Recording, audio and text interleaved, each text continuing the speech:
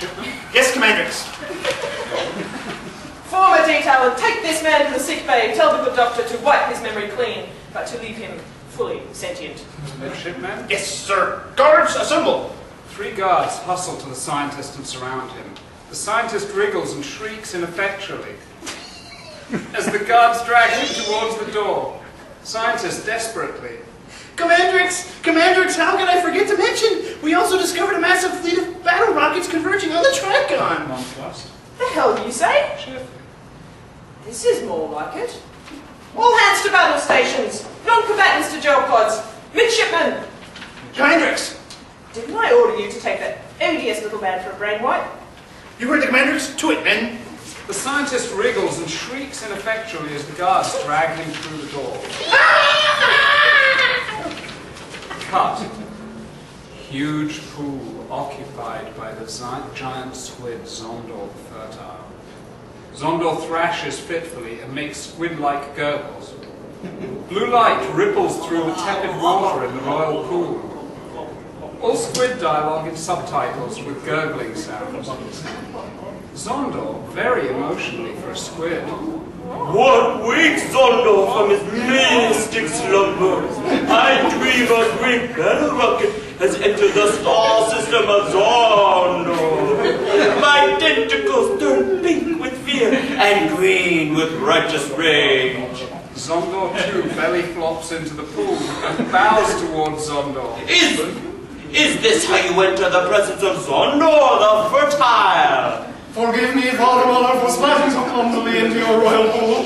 I would follow all the niceties of our timeless traditions of respect if we had time. If we were not threatened by a battle rocket bristling with nasty-looking tubes and painted with red, gaping jaws full of sharp teeth. What does Zondor fear from a single mighty battle rocket? And yet, I do fear, for my son's daughters are not violent squids. We wish only to be left alone to root for giant clams, tasty fish, and other tidbits from our ancient realm of water. And our flying squid brothers, sisters, long only to suck nectar from the midnight flower of the coral trees. Father Muller, you know how I wish to die for Zondor in battle. We've been over this before, too. I am not upgrading the armaments of your Imperial Squid Squadron. Get it through your thick cartilage. Your little toy squadron is ceremonial. To swell a parade, to lend a touch of ancient privilege to my important ceremonies, to impress me when I am bored. These are your jobs. Do them well. Oh, righteous Zondor, listen! I have secretly trained the Imperial Squid Squadron for airborne battle. Give us weapons, and we shall derive the vermin from the sacred skies of Zondor. Violence? You speak of squids in airborne battle, my beak aches. No, they're told. We Zandorians paid to suppress our species' instinctual savagery. We are squids of peace. Squids of peace. For now and all time, let us reason with the beings on this battle rocket. Perhaps they seek to learn from us. Perhaps the tubes bristling from their rocket are instruments of science. Our only hope is the lunatics we exiled into space.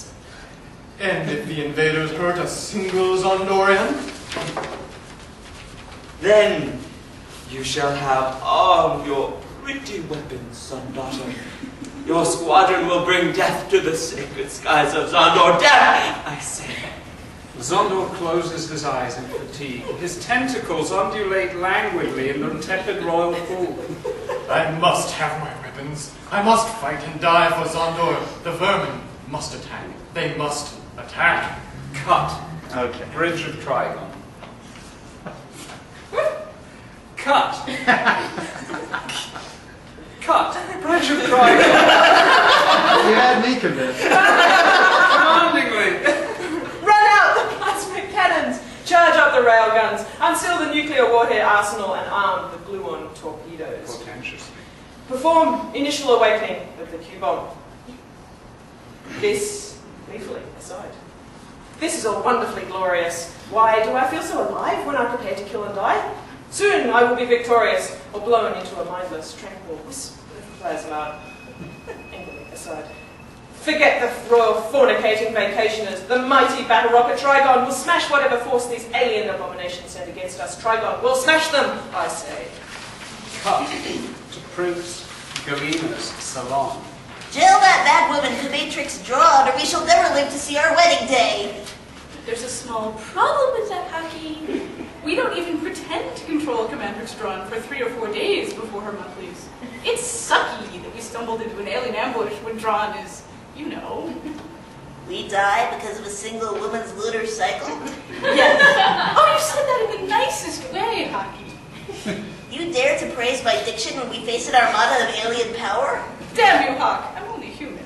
Galina slaps Hawk. A rivulet of blood trickles from his nose.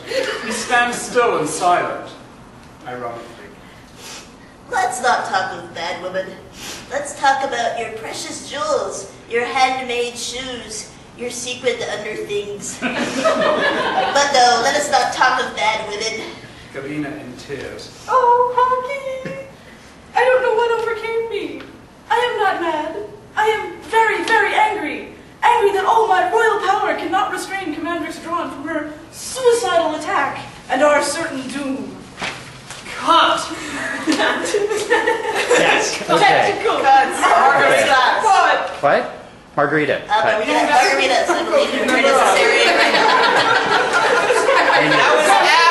Are we there?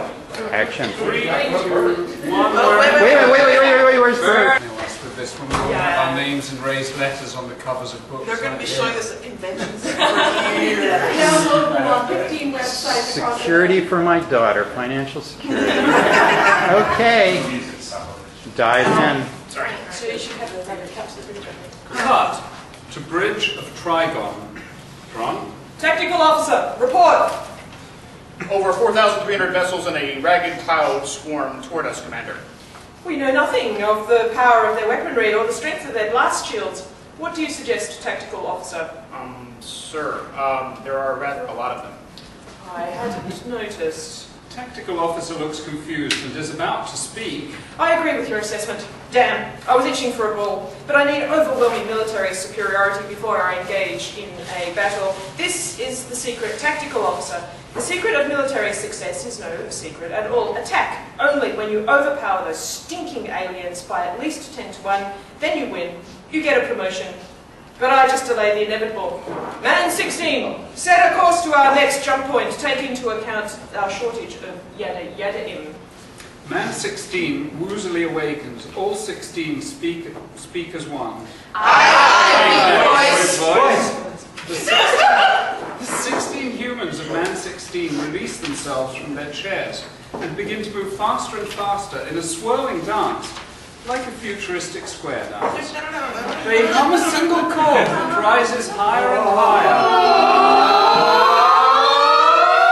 Blue electricity arcs along their mind cords, and Man 16 slumps to the floor in a heap. Man 16 eagerly. Got a nice juicy jump point just begging us to visit. Can we? I hate that hive mind thing called Man 16. Though it is made of humans, its alienness disgusts me. My heart revolts at the thought of fleeing, but I can't do thousands for a selfish adrenaline rush. Can I? Do it, Man 16. Do it! Jump! Hot diggity! Prince Galina and Prince Hark enter the bridge and tiptoe up between Commander Strong. Behind Commander Strong, Galina keeps a finger to her pursed lips and the crew hums and looks away. Ready for the jump sequence? 3 minutes until entry into ultraspace. Please secure yourself in your gel pod. Hurry now. Don't leave me with any unpleasant stains to wash out of the wallpaper. That is all. Galina tiptoes up to the left side of Commander Dron. Galina shouting. You are a mad woman! We cannot attack the overwhelming alien fleet. Dron turns in her leather captain's couch. What do you know of...